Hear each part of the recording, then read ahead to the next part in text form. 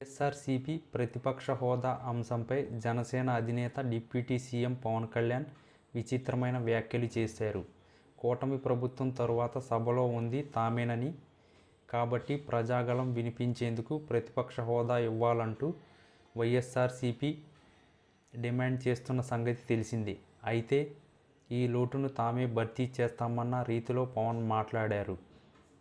Governor ప్రసంగం ముగిశాక assembly media point వద్ద జనసేన ఎమ్మెల్యేలతో పవన్ మాట్లాడారు. అసెంబ్లీలో అధికార టీడీపీ తర్వాత రెండో అతిపెద్ద పార్టీ జనసేన పార్టీ. అట్లాంటిది జనసేన ఉండగా వైఎస్ఆర్సీపీకి ప్రతిపక్ష హోదా ఎలా ఇస్తారు? జనసేన కంటే ఒక్క సీటు వచ్చి ఉన్నా వాళ్లకు ప్రతిపక్ష హోదా దక్కేది. ఓటు శాతం ప్రకారం ప్రతిపక్ష హోదా అంటే జర్మనీకి వెళ్ళాలి. గవర్నర్ ప్రసంగాన్ని వైఎస్ఆర్సీపీ బహిష్కరించడం కరెక్ట్ కాదు. అది ఎవరూ ఇచ్చేది కాదు. గౌరవనీయులైన సీఎం చంద్రబాబు గారి చేతిలో అది లేదు. దాని రూల్స్, రెగ్యులేషన్స్ ఉన్నాయి. ఈ 5 ఏళ్లలో మీకు ప్రతిపక్ష హోదా ఇవ్వబడదు.